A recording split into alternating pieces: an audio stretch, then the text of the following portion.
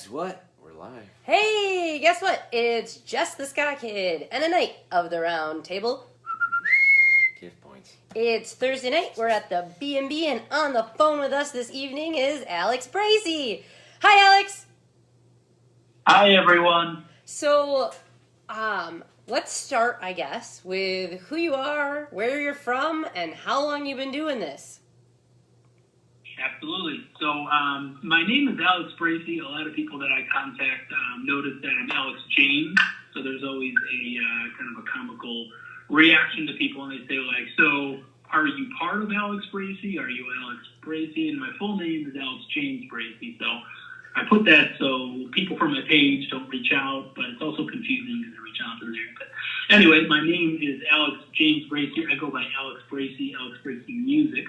So I've been a musician in a variety of different ways for, over at least 15 years. I've been playing professionally for probably about a decade now. Formally, I've been in everything. I've been a music student, so I've been in everything from original thrash metal bands to big band jazz to acoustic, nylon string guitar ensembles. But mainly the areas of passion for me are probably original music when it comes to that. I like to draw a lot of influence from, 90s alternative rock and grunge. So a lot of my favorite bands are like Alice in Chains, Stone Temple Pilots. But then my second favorite genre is probably classic rock. So I grew up on classic rock stuff like Led Zeppelin, Pink Floyd, Jimi Hendrix, classics of the classic rock world. From Chicago area, so I say I'm in northwest suburbs just because everybody in the suburbs say they're from Chicago, but in reality I'm about an hour and a half away. So Wow. I'm northwest suburbs of Chicago, I should say. But I think I covered all the questions. I think that was a three-parter, so I don't know if I You did. if I fulfilled the criteria. You did well. So, as I understand it, this project, you are just yourself, correct? So the things that we've played, or do you have session musicians? So I am myself. I am me, as funny as that sounds. But going along with what you said, I was in a lot of original bands throughout my life, and that's sort of how a lot of these songs kind of came to fruition. I was in some successful kind of original bands, but they really, they had either their own ways where they're like, no, we don't want you to use any of your music. You're essentially in a cover band of our band, so we don't accept submissions. Or the bands never, came far enough where I was able to introduce them into my own bands. So essentially, Alex Bracy Music is my studio project. So in that sense, I'd say it's, all the music from there is composed, produced, and performed by me. The only instrument I cannot play that I feature, because it really is like a live, or it's meant to be a band project. It's almost like I pulled a Dave Grohl and tried to perform all the instruments on each track. But the only thing I do not do is drums. I write the drum parts, but I cannot physically perform them in the manner that they need to be performed in. So in that case, absolutely, I do. The audio engineer who records me is also a drummer. So it works out. So we're essentially a duo, even though from the creative side and the financial side and the marketing side, it's all me. He doesn't do anything other than essentially what I tell him to do on the drums and as an audio engineer. But not to diminish his role in things, but it's my studio project. I write the music and I essentially say, okay, this is what I had in mind. And sometimes I try to describe, crudely how to do the drum part with, boom, boom, cha, and kind of stuff like that. But, he performs the parts that I write and honestly configures the audio side of things, so the recording and things like that. So as yourself, as this Alex Bracy, I know you said that you've been playing professionally for 15 years, but when did you break off and say, I'm doing this studio project as just me? So the project started, I think, and I know this because they tell you the exact day that you start your page on, fun fact. But January 28th, I think it was 2018. So it's been officially, I launched my first song, even though I had recorded several songs, to be released later date with the project in probably 2017. But the official launch date, I'd say, is January 28th of 2018. So in that case, that's really when I say it's truly began. That's when I started the page. That's when I started, trying to market. I tried to reach out to people, and I started, the actual, what I call like my hub is Facebook. So that's when I initially started it. But some of these songs that I've written, have been around for, almost a decade. Some of them I've written a long time ago. So in that sense, the music has kind of been there, and they've always kind of been like, I feel like this is music that I'd like to share with people. So I've always kind of worked to create and make them, but the project itself kind of became more of a reality in the last couple of years. So about 2.5 years it's been rolling live. So with a studio project, Alex, do you ever go out and perform? Or are you more focused on just having that music be listened to, say, via radio, digital, etc.? That's a good question, because initially, it had started off, and I made sure to label it as a studio project because I wanted to, to absolutely... sorry, I was changing something on the computer. So originally it set out to be just a studio project because it was just me, doing all the different parts, me kind of doing everything. So that sense, playing live was sort of a separate obstacle, and now that you kind of mentioned that, now that it's been several years into it, one of the, and I know this is sort of trailing off of your question, so sorry to sidestep that, but looking forward is absolutely one of the goals I'd like to do, because I'm actually, originally the goal was to make a 10-song album, with this, and once that's ready, then I would like to, the goal is to be able to release the album finally, as like a CD release show, and then perform for the first time with it. So I was hoping that the studio drummer, will be able to be the drummer, and I'll have to find a bass player, probably another guitar player, and find the whole lot, So it's going to be another obstacle once I finish the album. It's kind of like step one, finish the album. Step two, assemble a superhuman group, and then be able to perform it at least once. So do you think, as a goal to just have at the ready session musicians so that when you do feel like going out and playing and booking, that you have those musicians at the ready? I think, it would certainly be most convenient if I could assemble one crew and they would say like, oh yeah, I really enjoy doing this. Even if I have to pay them as session musicians and they're not necessarily passionate about the music, if I could have a band on ready, that would be fantastic. My goal eventually would be, to be able to hire people that are excited about, my music and the project and sort of see, what I'm doing and say, wow, this could be great exposure and I really like the music, to where I could maybe perform maybe once a season or something like that. I think if I could be able to do that and change things around slightly and maybe, even have, themes like, okay, it's around Halloween, let's do like a Halloween type show and something like that. And maybe switch out a few covers or maybe even add a new song or something in there. That to me would be really exciting. Certainly things change at the drop of a hat. And if I was offered some great opportunities to say like, hey, there's this artist that you're passionate, that you really like, would you want to come in open for, I don't know, a filter or something? I'd say, yeah, of course, I'll figure it out. Right. If an offer came up where it was too good to pass up, I'd really like to consider doing something like that.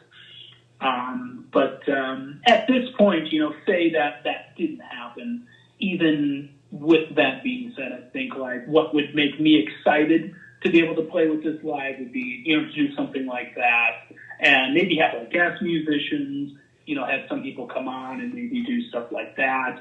And this might sound cheesy, but to me, like the idea of performing with this, especially once the album is released, would almost feel like a celebration to me. Put 3 years of this into making one album, which to me is ludicrous. I would have probably never spent that amount, or thought that amount of time to be able to do that. But for me, I would love to do that and be able to say, okay, everybody can come and, you buy a ticket or something, and included in that is maybe an album, or be able to have people come on as guest musicians and really make it a fun thing, and have other bands that I've really networked with that have been really cool, that are more sounding to play. So I have a lot of ideas. Whether those ideas come to fruition or not, we will have to see. So stay tuned. But at this point, that's what I would like to do. Whether or not that happens or not. So you said, you've said a few times now, a professional musician.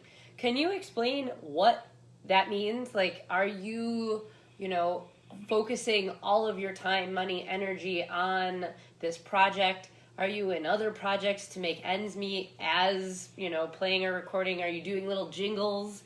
Tell me what that means.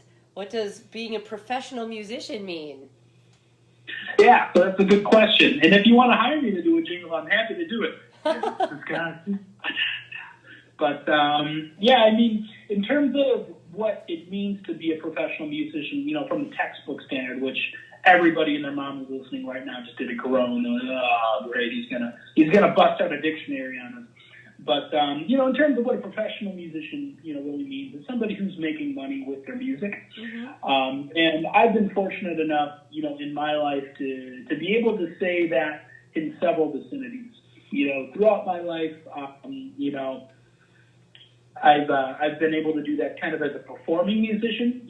About 5 years ago, I was in about 3 or 4 different projects, and about 3 of them were performing projects. So I was in like an acoustic cover, like a 2-man duo that we mostly played, cover songs, and I was in kind of an everything kind of goes cover band where we were playing anything from classic rock to dance to country, and then I was in my own, which I started with kind of a cover band. And this was right when I was about 21, so this was a few years ago. I was playing kind of classic rock stuff. So I was in the, right as I was of age, kind of around 21, I was performing all sorts of different things. But from that, I was able to make money doing that. And I probably did that, for about 5 years, and I performed, maybe anywhere from once to a couple times, a week. So I did that quite consistently. Then from there, the next opportunity I would have had to be what I call myself a professional musician was I actually went and drove down to Tennessee, and I was tried out and actually ended up making. To perform in like an all-star blues band. It's kind of a touring all-star blues band, but essentially the gig that I was going to do was going to be a guest musician aboard cruise ships. So it would have been different than something like if you were hired by Carnival Cruise Line or something as their musician. I would have worked through a company called B.B. King's Blues Club. And done it. But at the end, I ended up not doing it. It was a pretty cool gig. I would have been compensated really well and been able to pretty much been, a guest on cruise ship for 4 months at a time, done whatever I want, and just, essentially played gigs for a couple hours, every single night with a day off. And then the final one now, the way that I make my living as a professional musician now is I'm actually a music teacher. So I teach mostly online stringed instruments, so mostly guitar or sometimes ukulele, sometimes bass. So actually, today that was actually what I did. And I kind of had, again, moving away from sort of the immediate question.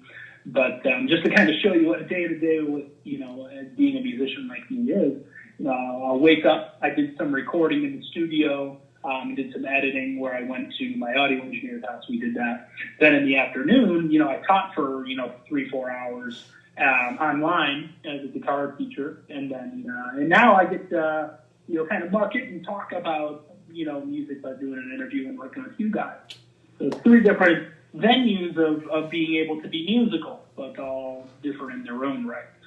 So, to answer your question in a shorter way, I'd say it's changed.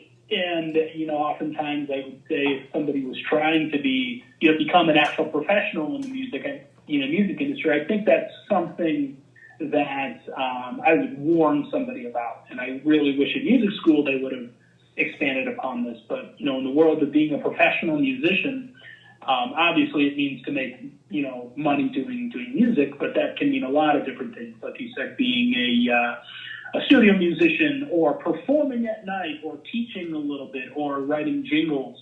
So it can be a very vast way of being a professional musician, making money in the music industry. And really, when it comes to me, I think most people for that matter, you usually have more than one job in the music world. And usually for me, it's been about 2 or 3 jobs at a time making music. It's usually like you're not just a session musician. You're usually a session musician who also performs, maybe makes royalties from songs that you did before or other jingles that you've written. So I know that's a mouthful, but hopefully that kind of answered your question. It did. Just somewhat prompt answer, but obviously I like having that conversation, and I've had that conversation before. So I think that that's an important thing for people to hear over and over again, because everybody does music different. And some people, that's all they do is they play their instrument, they go out on tour, they play their instrument. They don't want to do anything else except the one facet. And it's important, and it's, I think, also very necessary with what's happening to be versatile currently and go, okay, I have this skill, how can I make it marketable now, specifically with COVID and not being able to perform or have places shut down, and how, to continue to survive. So I'm glad that it sounds as if you kind of have it under wraps. You know what you're going to do. Nothing seems to be stopping you, which is wonderful to hear. So let's talk about recording and mix mastering, that sort of thing. So sure. Because you're doing all of this yourself, and you said this morning you started off your day doing that, what does that look like? Do you physically go to a studio and you're laying down the tracks and then they're sent to your audio engineer, or are you at home and you record from like a home office? And then, tell us, I guess, about your recording and studio experience. How does the music happen? Sure. So I'd like to say there was some sorcery to it. I was moved by something and I waved my musical wand and everything. But I get to do that with the guitar now. But anyway, good question. Yeah, great question. So in that sense, the interesting aspect of all this is I am actually a certified audio engineer. I've taken audio engineering classes. I have a fundamental knowledge of kind of how to do it. But comically, as I say with most things in my life, I don't have the resources for it. And what I mean by that is the way things are arranged, I physically don't do my own recording. I don't have some of the hardware to do that. I wouldn't necessarily say I have the expertise either. I don't have the experience in doing that. But in that sense, I would like to be able to learn to do more of that. But in a nutshell, really what I actually do, what I have done with this project is I've been working with somebody called John Terry. He's somebody who's local to me, and it really works out. As I probably mentioned before, it works out kind of doubly well. One, because he's local to me. I go to him in my studio, and not only is that convenient, but he's also very very talented and experienced in that, in which I'm not. I wouldn't nearly say his skills on audio engineering rival mine at all. It's not a contest. So in that case, doing everything alone, as my studio project, I think part of it is really knowing what you aren't good at and not being afraid to reach out or use finances to make sure that the utmost priority is creating a professional product. And in that sense, it's the same thing with, with my digital and my videography things. Could I take videography classes? Could I purchase cameras? Could I do some of that myself? Sure, I could, but at the same time, at the end of the day, what you want is a professional-looking page. You want professional photos. You want professional videography, because unfortunately, that stuff is more important than one might think. When first showing your music or showing your music video to people. So in that case, I really spent a lot of time initially looking for somebody that I was willing to work with that was local and that also produced high enough quality audio for what I would deem professional, what I was comfortable with releasing and being proud of. So I was lucky in the manner that I found him, that he was willing to work with me in terms of financing. He also the level of audio that he produced was what I wanted. And also that he's willing to work with me in the manner that, that I want to, time-wise. Because really what a lot of people don't realize is the way I record things is quite a bit different than how most people would record, say, a single, an EP, or an album. And generally the process for what people do is they have a full band, they come in, knock it out in a day or two, pay for 2 days of recording, and then it's on the audio engineer, and voila, that's your product. And there's nothing wrong with that, but being me as my only critic, in terms of editing and listening back, oftentimes what the process is I have the ideas, I have as much of it as I can down, and then we, John and I, we essentially go into the studio, we lay it down as close to how I want, and then we kind of edit it from there. So usually we'll pick a day, okay, today we usually start with guitars, because that's usually what I write with first. Do all the guitars, usually do the bass, usually fill it in with the drums, and then do vocals last.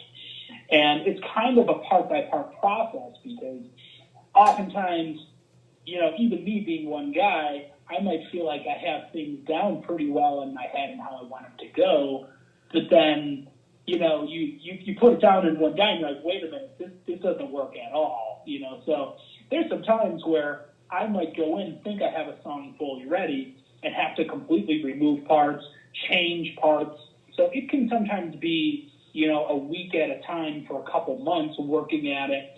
I might listen to the editing and really go back and really work with that. So in terms of that process of being my own producer, I'm the composer of my songs. John's never like, no, this part sounds wrong or anything like this. That's all me. And that can be very time consuming, very energy consuming. So oftentimes it can be frustrating, but I'm not really afraid to take 3 months on one song to make sure it's right. So in that case, it becomes a little bit of a ping pong where it's like, okay, we have this, we've got all the parts down, we have it sort of where it needs to be, and then I might be like, dude, I'm sorry, John, but we need to really, really record this. You need to do this. I'm willing to pay you extra, man, but I'm not going to release something that I'm not proud of. That's not what it needs to be. And that's not really usually how the music business works. Usually they say, we need something now, man, or we need something to sell. It's like, I would call it fast food music. Yeah. So usually they want it to be out fast, needs to be catchy, needs to be high produced, needs to be a 3-minute track, and voila. And that's just not how I want, my passion project, is cheesy if I can label that, to be. So oftentimes when I'm doing this, I say, okay, well, let's work at the project. Let's, do the tracking, and let's aim at first to try and get a working song of this. And for the most part, that works pretty well. Then we start, adding the vocals. We start adding the drums. Then we start getting smaller and smaller. Well, this part, we need to edit this. This we need to edit out. Okay, let's put in some backup vocals. And eventually, we piece things together. And by the end, we have a pretty good project, I think. So, but same thing, again, John is awesome in the sense that him and I like each other. If it were me, if I were a millionaire, I would pay that man 2-3 times. He's worth much more than what I have. Not only is he a talented drummer and audio engineer, so that totally works out, but just a good guy. There's times where him and I will talk on the phone, and, we'll talk about things like marketing. We'll talk about, best way to help each other. Okay, he's got his own project, 3-0 Go. It's kind of a pop punk kind of rock thing, and we'll talk. Hey man, maybe try this, or I got this contact that would really work well for him. So, definitely am rooting for him on that sense too.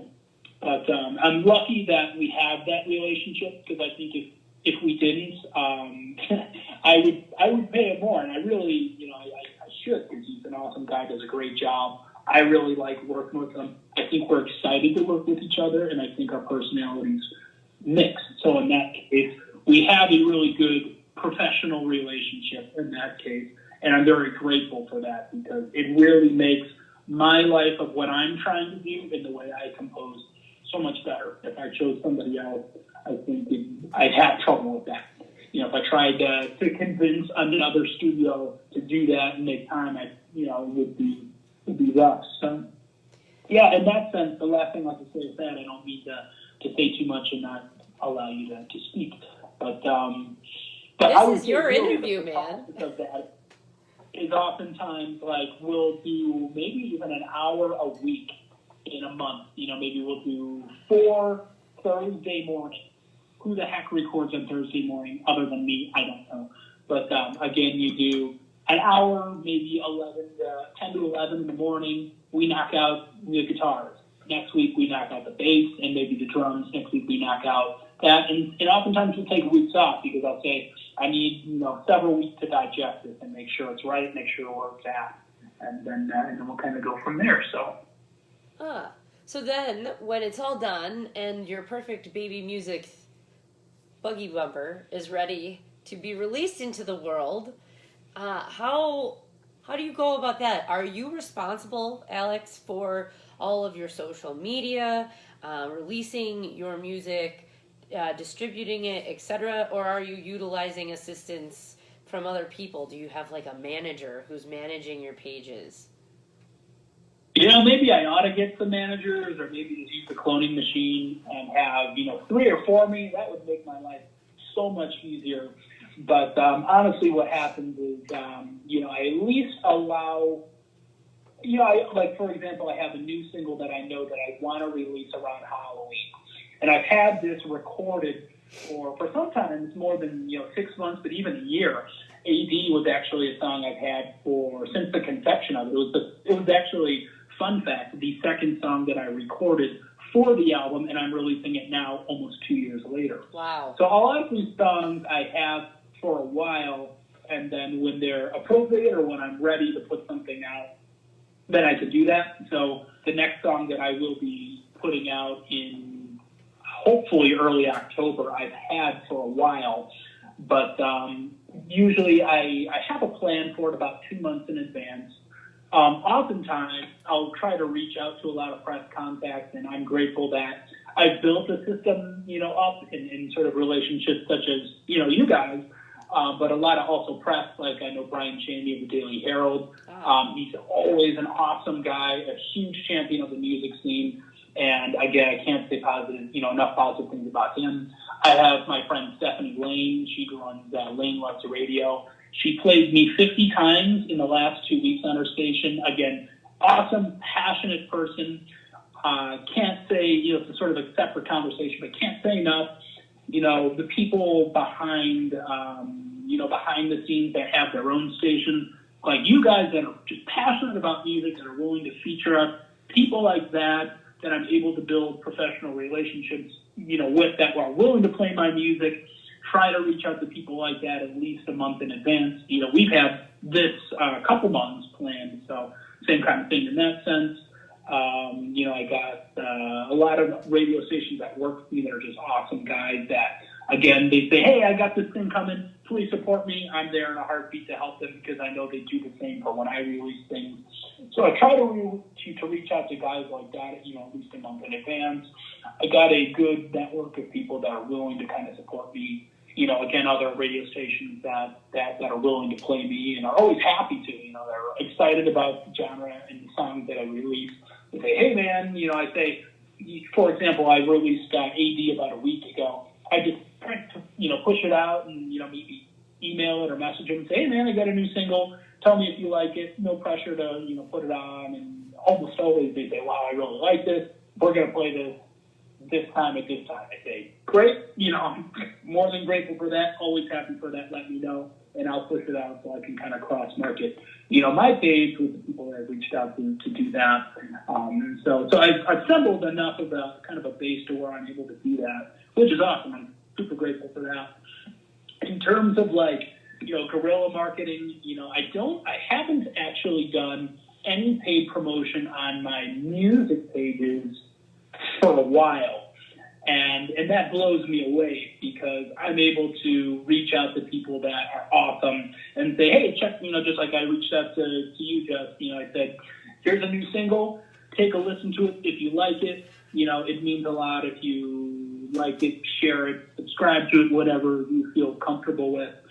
And I would say almost 75%, if not more, are more than happy to do that. And that, moves me. It almost brings me to tears to be able to say, I can put something out and somebody likes it enough. They're rooting for me in the sense of hey, I'm happy to do that, happy to share, happy to put out.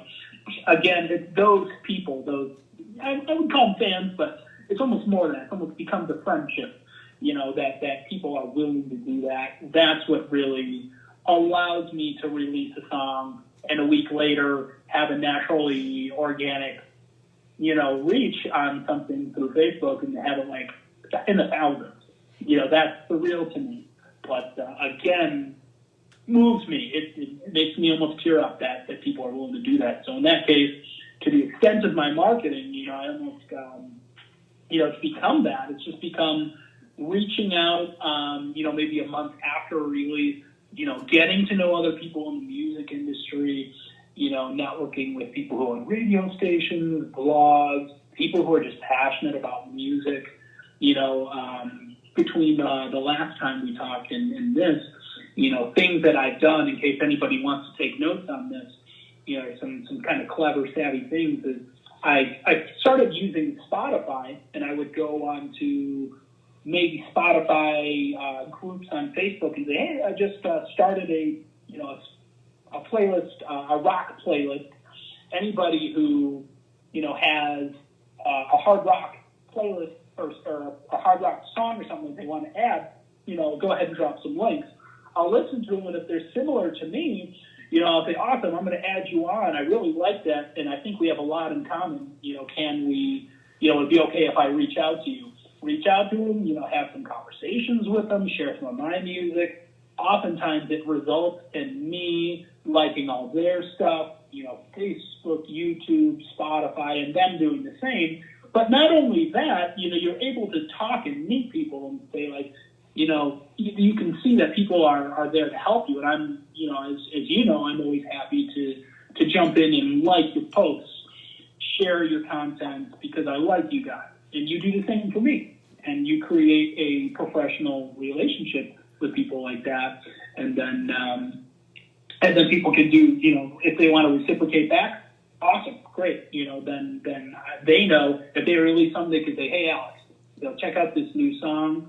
I do it. I like it, subscribe, whatever I need to do. And I'm generally people that like the same music, so I generally do like their music, and then they'll do the same for me, and you can build up a network, of people.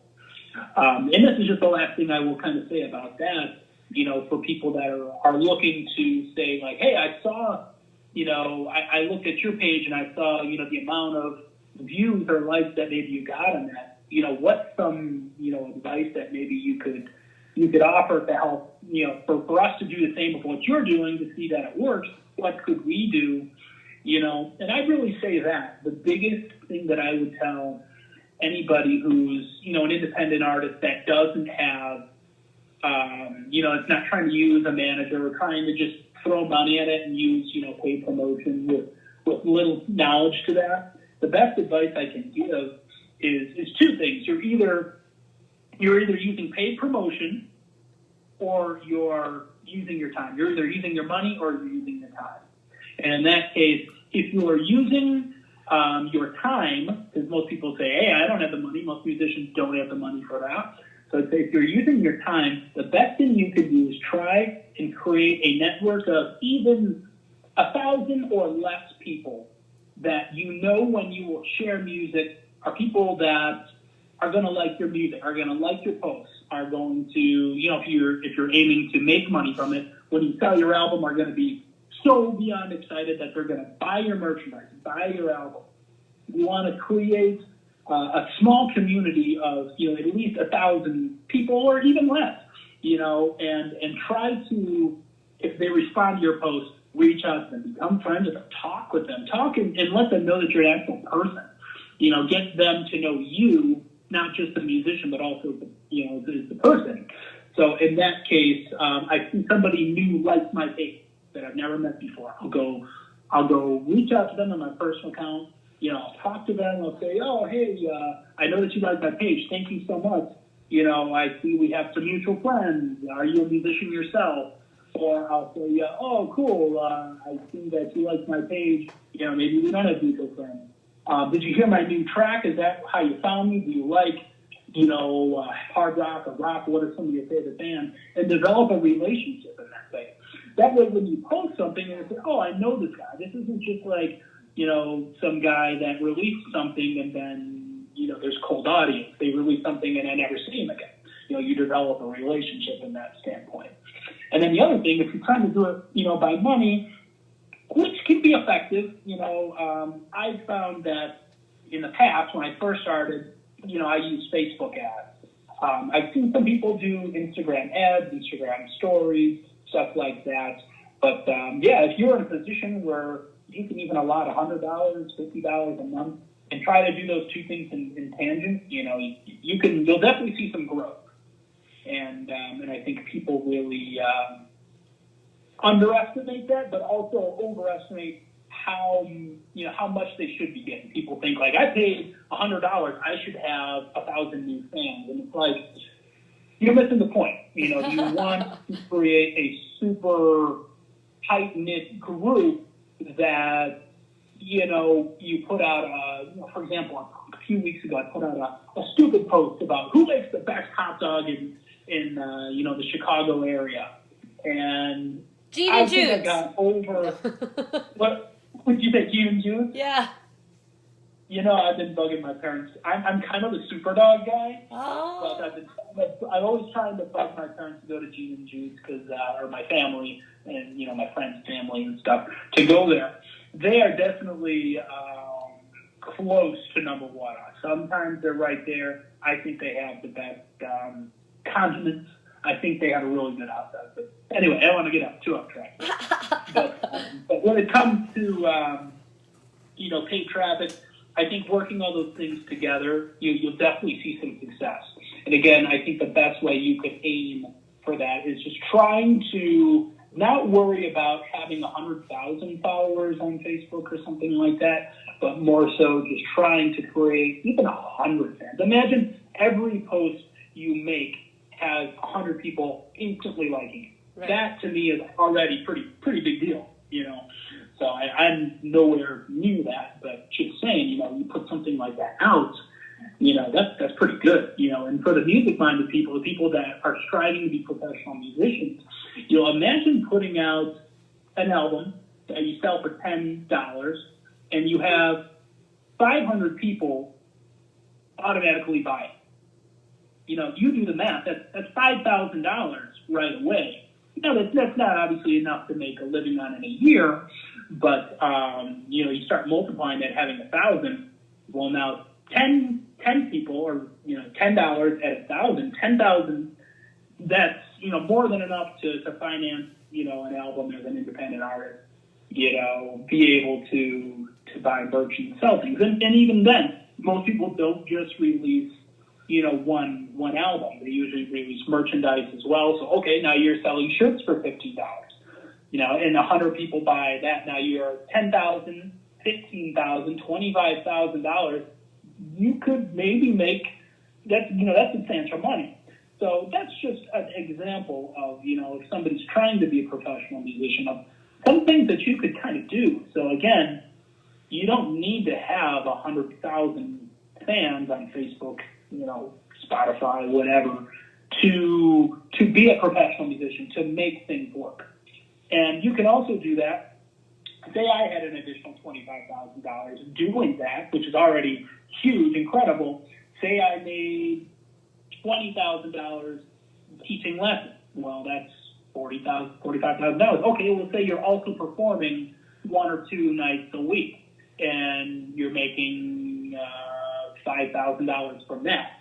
That's a more realistic outlook on what a musician would look like. It's not like you perform and you make $100,000. Some people do that, but that's not what the average musician does. So kind of trailed up on your original question. I think I talked 20 minutes on that. I think you gave a really good overview of how that works.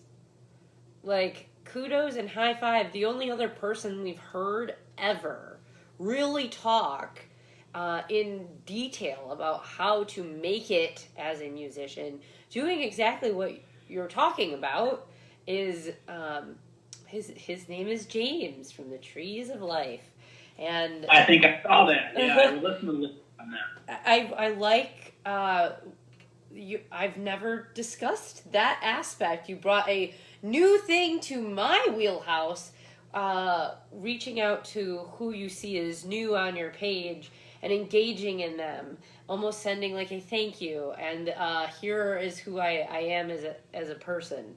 I like that it's new and it's something I've not heard before. So high five, Alex. Agree. So that's right. The teacher in me just jumped out. I jumped through a half-hour lecture on things that probably trailed off to the original question. We started talking about hot dogs. We laughed. We cried. Absolutely no ketchup was harmed, though. Right. So, I mean, it's wonderful. Let's talk about what you do. And okay, let's backtrack for a second. When you're I'm not up to that. Yes, huh? Didn't you release a post the other day that said you had 103, 105, what was that, YouTube views already from releasing AD? Yeah, so that's an interesting thing, and here's it's because we're savvy people of the music industry.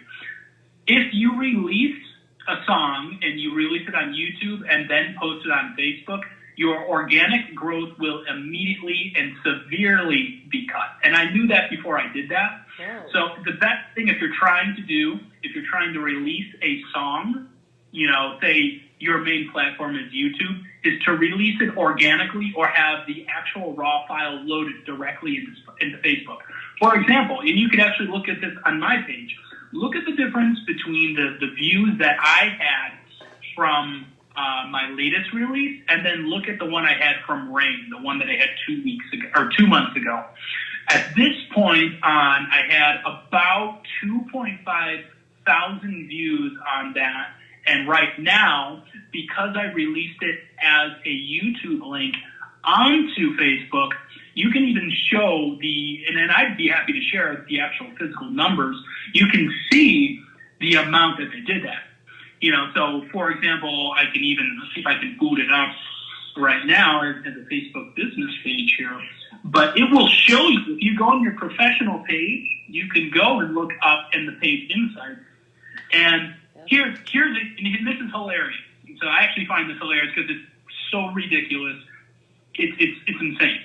So, okay. Remember that hot dog post I was telling you about? Yes. So I had 297 engagements on that, and the reach was 1.4 thousand people that it showed it to. So for those who don't know what the heck that means, engagements are any interaction with the post, liking, commenting is even better, something like that. So because 300 people liked and engaged on it, maybe shared on it, it showed it to almost 1,500 more people on my page, which is already about 15,000. So let me back up for a second. On my page, I have 15.8 thousand people on it. Yeah, that's so insane. You would say if you have that many people on a page, when I release it immediately to my page, that's just going to show all 15,000 people, right? No, that's incorrect, and it's even more frustrating if you're reaching out to do that as me.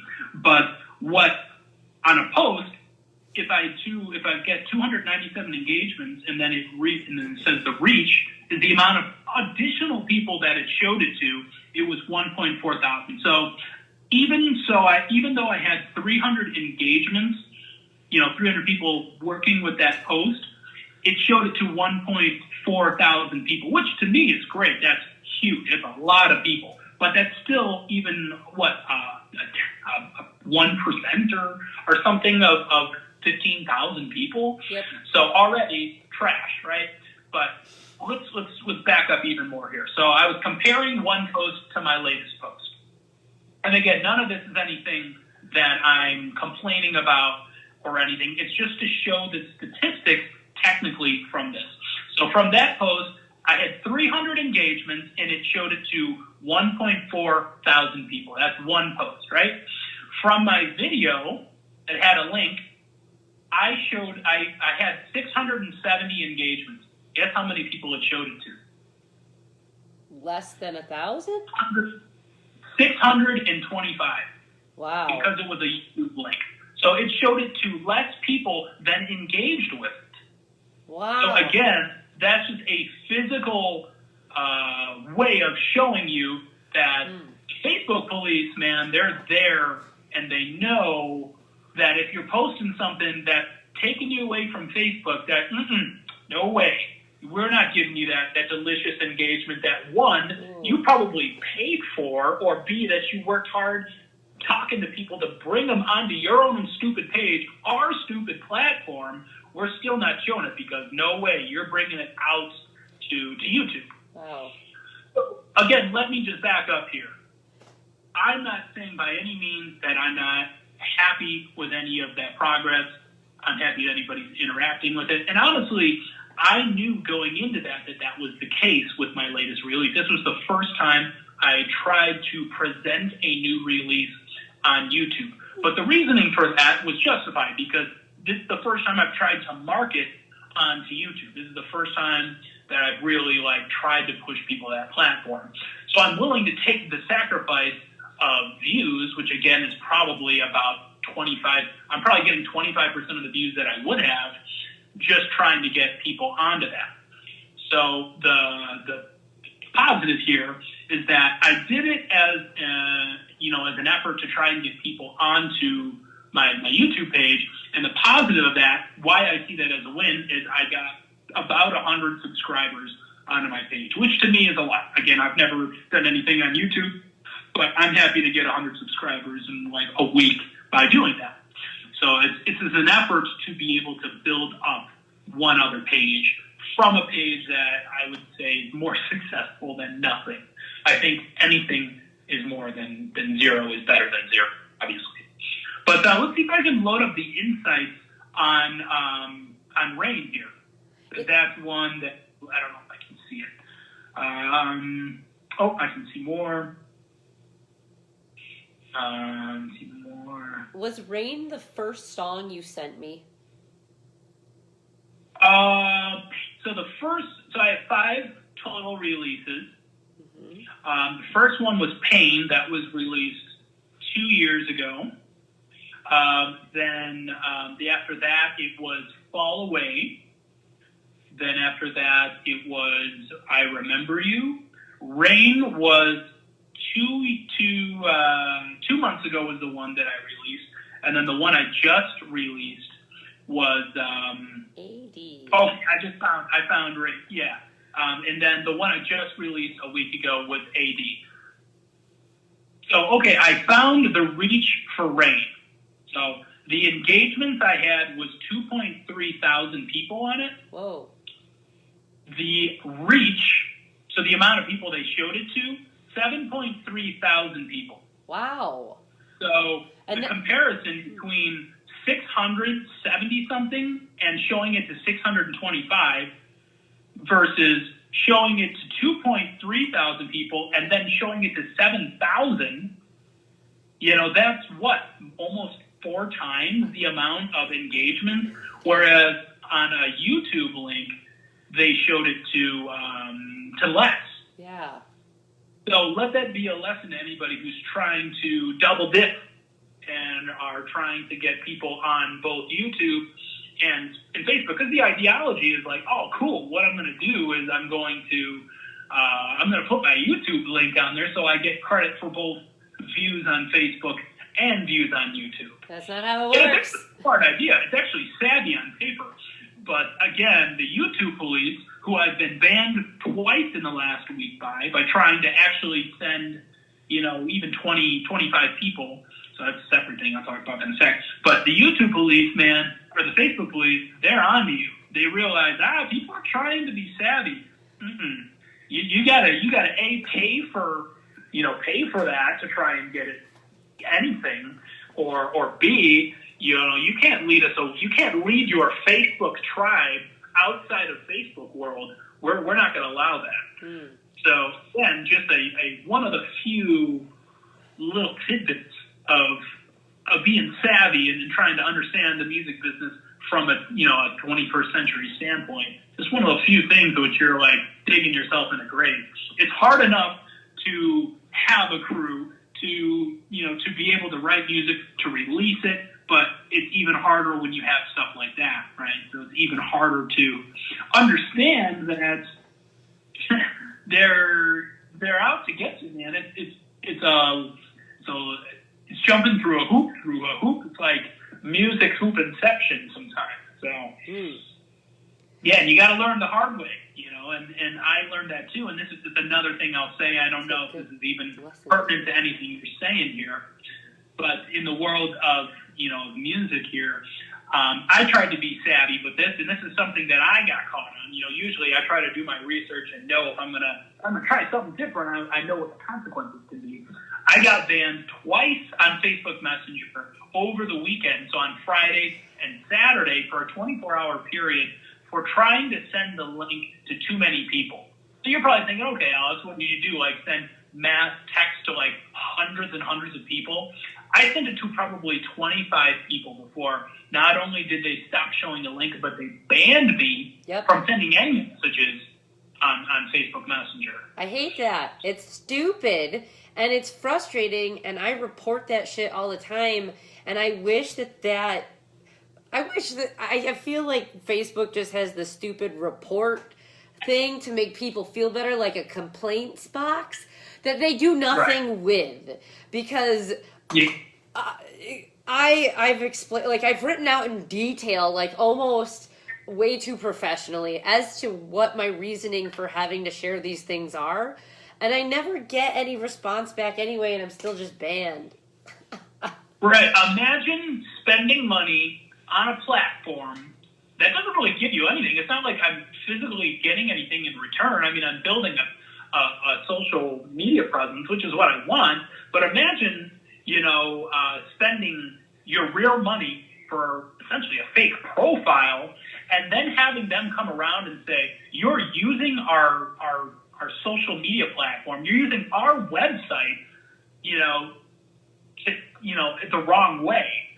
So it's an interesting kind of goofy thing, because it's like, I'm trying to send people a post on Facebook in Facebook to get people to watch my Facebook post, and you're saying, no, you can't be sending people Facebook messages on Facebook to see a Facebook post. That's not allowed. That's like going to McDonald's 5 times, ordering 5 times, and then saying, no, you're ordering too much food. When would anybody ever do that? You know, so it's crazy in that sense. And in the last detail I'll just say about that is, you know, when it comes to, back to kind of promoting things organically on Facebook, I did that in tenfold, where I was reaching out to people that I'd prepped to say, hey man, I'm going to release a song in, you know, a week or so, to hundreds and hundreds of people, and I did not get blocked at all. So I took the fact that there was a YouTube link incorporated in it, again, that they're like, no way, we're not letting you, you know, send your YouTube link and trying to lead people out of here. But if I share a Facebook post, they're going to be like, oh, okay, yeah. It's like that meme with Drake where he's pointing to the Hotline Bling. It's like, oh, okay, yeah. All right, we'll let you do that because it's Facebook to Facebook. But if you're trying to release it out of it, shame.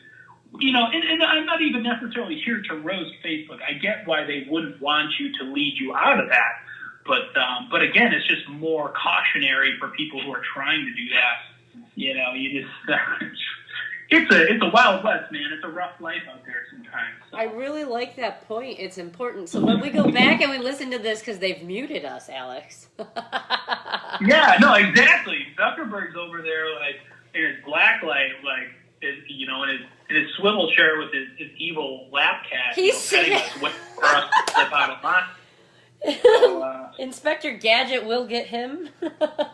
Yeah, man, I don't know. So I try to wade in the water carefully. I try to tread water, and someday if they say we're banning your channel, then it's been nice knowing you guys. I guess I'll hook up with you on Instagram. Well, I guess Instagram's owned by Facebook, so everything is fucking owned by Facebook, so the arguments make no goddamn sense. Yeah, the irony in all this is we just need to wait for Facebook to buy out YouTube, and then there's no problem, right? That's all we need to do. So, yeah, but I don't know how much. I mean, that would be a war. I don't even know what that would look like. Ugh. Yeah, it's a dicey situation. But anyway, I know I talked like probably way longer. You probably had like 10 questions, and I talked like 20 minutes on like a few questions. No. You're fine. I've learned a lot, and it was a very well-informed interview. That's why I like this. I mean, you're not only professional musically, but obviously you are now solidified in my mind professional in regards to pushing your music out, understanding the algorithm, metadata, and networking, which is important. I feel like a lot of the people we talk to, we try to educate on these things, and they're like, nah, I'm just going to buy up all the things and just post it all over. And it's like, but that's not how the music industry should be, period. Like, yeah, I mean, even if you're going to do that, you might as well at least like be somewhat savvy on that and say like, hey, just released a new song. It sounds like these bands and this genre. At least if you're scanning down the news feed, you see like, oh, okay, well, I like Alice in Chains. This ad clearly realizes that I like Alice in Chains, and I like the ball. Cool, I like those two bands. At least I'll check that cold post out. Mm-hmm. At least be somewhat savvy in that. But I can't tell you how many times I see guys just go on a new page, post link. Like today, somebody just sent me a YouTube link. Somebody that I don't even know that well just sent me a cold YouTube link. It didn't say anything, and I had to ask him. I was kind of saying like, well, is this your new song? Are you trying to market this to somebody else? So at least be somewhat savvy with it. So, take a few classes. Heck, go on YouTube and look up Adam Ivy. Look up Adam Neely. Look up somebody that'll educate you in some way. So I would say I was a professional guitar player and I'm a teacher. I probably spend more time learning about marketing than practicing guitar. I'm a guitar teacher that yells at the students to practice guitar. I probably don't spend enough time playing guitar, practicing guitar, writing. I spend more time marketing. So, so a traditional day for me would be, wake up, I'm on some stream teams for Spotify, so I'll turn on my laptop. I'll have my, streaming a playlist that also streams mine. I'll probably stream 3 things throughout that. While I'm doing that, I'll probably watch some guys on YouTube, talking about different things, how to learn to market. Then after that, while I'm doing that, I usually do like 4 things at once. I'll be, looking at my emails, reaching out to people and telling them like, hey, here's my new song, here's your radio station, would you be interested in playing that? Responding to messages from people that, I reached out to the day before. Then I might actually have work, turn everything off. Then a couple times a day I'll check my messages, do the same thing, check out other people's releases, and then, maybe work. Again, my students are kind of sporadic sometimes, so it's like I might have an hour here, hour there. And then in the evening, usually I do the same thing, check my messages again. So it's an all-encompassing thing. I mean, I'm not saying you need to do that and be crazy like I am to have that success. But, for me, that's what keeps me going. That's what I realize. If I'm not doing this, then nobody else is going to promote my music for me. Mm-hmm. If I want to see success, if I want people to like my post, if I want people to join my page, I got to go find it. So that's just a day of my music, in a nutshell. So with that being said, sir, all of the songs that you listed off about 20 minutes back, they're all on YouTube. They're on Spotify, right? You're on Facebook, right. Instagram, YouTube. Are you on SoundCloud or Bandcamp? Not really. I mean, the main places I'm trying to promote are Facebook is my main hub. I like that because I'm able to interact with people and talk with people, so I try to make that my main. I'd like to build up YouTube, but the one that I've been trying to master and learn more is Spotify. So any of those will do. I mean, if anybody wants to find me there, I will be. When you're playing the music, I'm going to be sending links in the chat. So if anybody is listening, would like to hear, the actual music, not just my voice for an hour, then I'll be posting the links there as well. But yeah, it's Alex Bracy, AlexBracy on Spotify, Alex Bracy Music on Facebook and YouTube. And so, we have your links as well, I believe, in the description on the event page that we created as too. Yes. Okay, very good. Yep. Very good. So I guess in closing, the goal is you just released AD. By October, you're going to release another thing? Right. So I have kind of you're going to laugh at this, but kind of an Alice in Chains influenced kind of song. You got to stick with that, Alex. You are allowed to and need to continue to just call yourself Alex in Chains. Being it's my favorite band, I ought to make just a darn tribute band and just do it that way.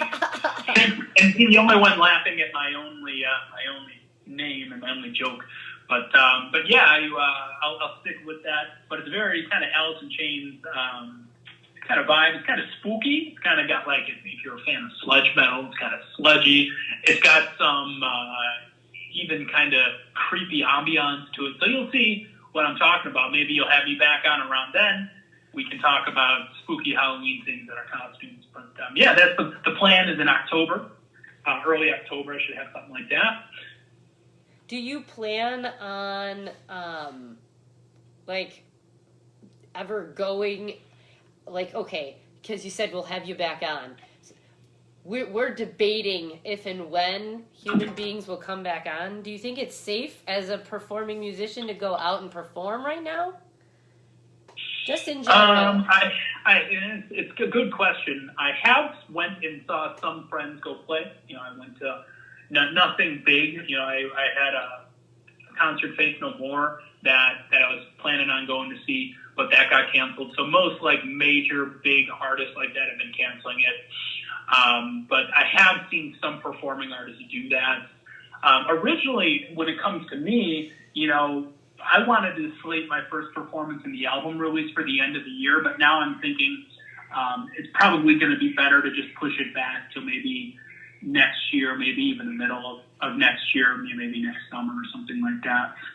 But in terms of, do I think in general, is it safe to perform? I mean, it's sort of the same, discussion and thing, like, is it safe to go out without a mask? Is it safe to go grocery shopping? Is it safe to go to a party without a mask? I mean, I'm not really a doctor, so, that's like asking my opinion on biology and me not being a scientist. I really like that you said that. Sorry. But in that opinion, and what I'm saying, I would say, is it safe to perform and stuff now? I mean, I think it's sort of the same thing with like having lessons, and me being a teacher and having them in person.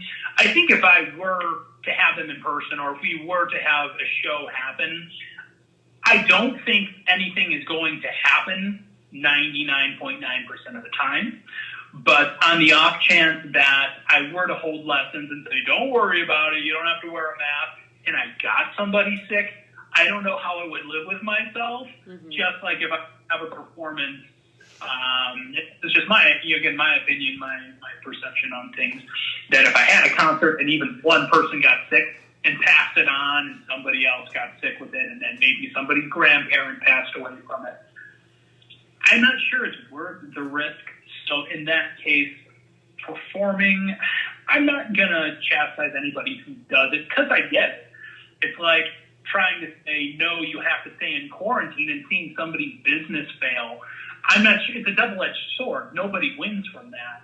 But at the same time, the better option is usually to err on the side of safety, just because I think more people getting sick and passing away is probably, by most people's standards, a bigger deal than losing money.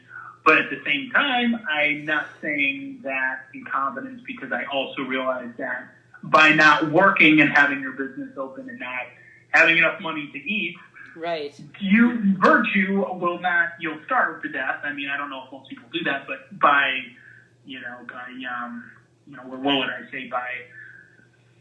looking at it on paper, I mean, if you don't eat, you're going to die too. So it's like, what path is the better one? I'm glad I don't have to make those decisions, but yeah, nobody wins, man.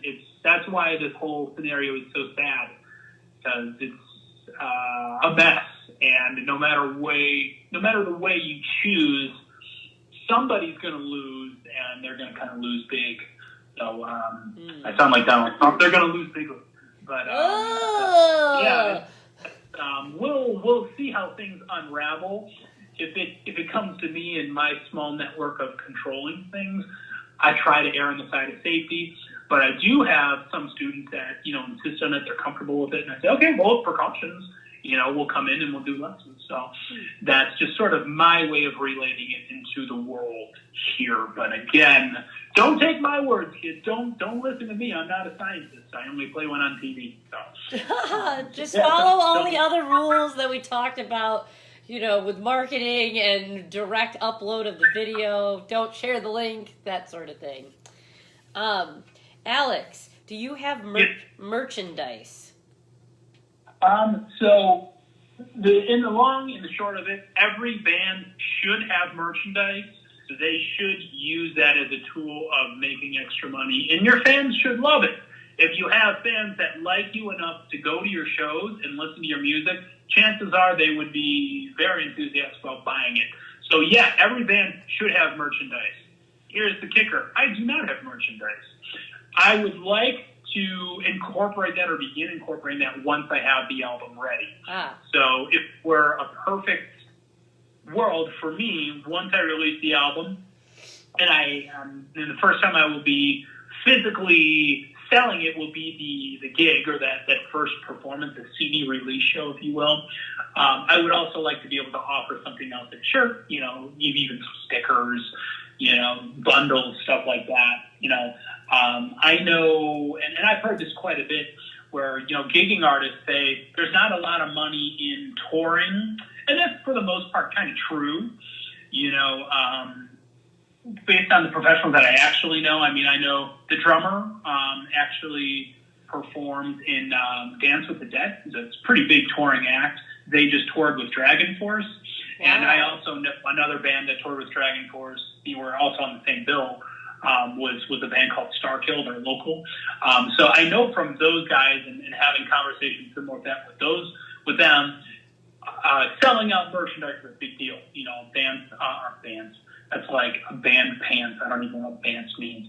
But from the angle of like trying to make money as a touring musician, merchandise and selling your own gigs is where it's at. Because usually, unless you're at a certain level, you're not making too much money, you know, as an artist. So, you know, as a paying or being paid for playing a gig.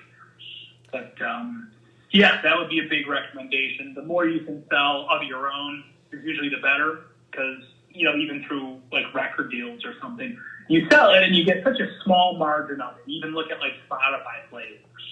Do you make money playing a song, you know, playing a single? Sure, but you make like a quarter of a percentage of the play. So yeah, in that case, whenever you're in a deal where you're in somebody else's pocket who's also in somebody else's pocket, you don't expect to be able to make enough money from making a living from that. So in that case, yeah, merchandise should be a must for touring artists especially. So what's the goal to have this album released, sir? So that is number one, that's goal numero uno right now, is to be able to record one more song. I'm one more full song away from being able to have 10 songs for a 10-song album. Once I have that, the next obstacle will be able to find a band that will be able to perform that live show. Then I'll obviously have to figure out things like hard copy CDs and being able to sell online, and also preparing for the performance. And then if I have all that ready, and I have merchandise, I have CDs, and I have the performance ready, there'll be a CD release show. We'll be able to, do it with some bands that are also similar, and then be able to have that almost like a big celebration, to where I'm able to, after the show, people can see me play. They can say, maybe there's some new songs that I definitely haven't heard yet, because I'm not going to release all the songs before the CD is ready. So you'll be able to hear for the first time some new songs. Hopefully that'll entice some people even more to want to buy the album. And then after that, I would like to, in concerts or after the show, be able to hang around, have somewhat of an after party to where I can talk to the people, perhaps people that are there to see other bands that would like my music. Say, wow, I really like it, really cool, get to know them in that sense, gain some new fans, maybe sell the CD, maybe sell some shirts. So, again, just use it as a big opportunity to be able to grow the fan base, to gain more people who are excited about the music, who are excited about that. And I really want to also say, I always talk a lot about marketing. My main goal isn't necessarily to be like, haha, I'm pulling people in for the full sake of selling albums and making money. I mean, that would be great to be able to do that. But at this point, I've made $0 from my project because I've sold nothing. I haven't even had anything to sell. So in this case, for me, the most gratifying part of it is to be able to build, to have exposure, to have people listen to my music and be very enthusiastic about it. And really, continue to build. That way, when I release more and more, it grows bigger and bigger. More people are enticed to listen, to be part of my, my music community, and that. So in that sense, that's what makes you most excited. And I'll leave it off with this, because I know I've kind of elaborated quite long on this. If there's anything that is a forefront goal or anything that makes it worth it to me, because yes, there have been times where I've been like, I don't think I really want to continue with this, or hey, I'm spending too much money on this and I'm not seeing growth. The main takeaway for me, or what makes it really worth it to me, is to be able to put out music and have people come to me and say like, wow, I just listened to your new track. I loved it. It made me excited, made me enthusiastic about music. Or even more so, people say, I discovered your music on Spotify and I've been going through a really rough time, and I've emotionally connected with it to a point where it's moved me. I felt that spark of, humanism, or emotions to where I'm able to connect with it, and it's helped me in a positive way, or it's moved me in a positive way. That means more to me than somebody saying like, okay, I'll give you $1 in support for your music, or even being famous or making a lot of money and not having that relationship, like selling out and not writing the music I'm happy about. So that means more to me than anything, and I'm extremely grateful that I have people that are willing to do that, willing to say, wow, I really like your music. It's moved me or helped me in a positive way, so. Great. Well, Alex, I want to thank you for joining us this evening, sir. That's right. Still here. Nobody's falling asleep on me talking too much, so. No. Very good. We're still with you. Actually, I learned a lot, and it was a very good interview. I didn't interject and have to cut you off because I wanted to hear those things, and I felt it's important that the people who are listening, because really what we kind of want to be is like whatever you would call YouTube for musicians, that hub for people to learn from other people, like that peer-to-peer, this is how you do it, man. So thank you very much for all of that important, pertinent information. And I'm excited to play your music in the next half of the show. Very good. And then absolutely thank you for having me. Anything you ever need, you can always find me. If not, I always somehow find you, and I like posts. Your one of my top fan, Alex Bracy, you can just refer to me as top fan, like Monsieur or Archduke. Just always refer to me. And, you'll see me floating around there. Anytime you want to have me, you know where to find me. And you're more than welcome to drop any of your music onto our page and use our platform too. Fantastic. All right, very good. Yeah, I'll tune in on the post now, or on the and listen in there. All right, Alex. Did you want to on, and were you going to discuss any of it with me, or did you want to just play them through and talk about them yourself? I was just going to play them through. Very good. Okay. Well, then I suppose this is goodbye. For now. For now. I'm not. Hope I'm here tomorrow. So, all right. I'll see you later. Bye, Alex. Bye. That was Alex Bracy, and his full name is Alex James Bracy, but his music is Alex Bracy Music.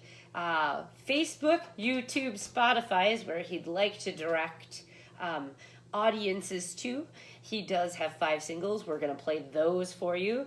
I have started to call him Alex in Chains because the first time that this kid reached out to me and sent music, we listened to it and I was like, damn. And he's not joking. You can hear the level of professionalism in his music, what he wants you to hear.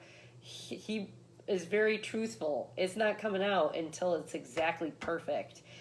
It's very professionally done. The music videos he has in association with these songs are very well done. For those who might just be tuning in, I hope that you go back and watch and listen, because as far as professional musicianship, what it takes, how to play the game as far as the in and outs of utilizing social media, he hit on all of those things that we've talked about for the last 3 years, and it's showing benefits to him and his music. It's not just all made up gobbledygook. I'm not all just smash the state to smash the state. There's a reason why I say the things I do. And so, Alex, thank you for joining us. We're going to take a short break. I need more water. And then we will play his music. Hi! So, hi and bye, and we'll see you in just a few short minutes. Okay? Thanks. Bye. Come on.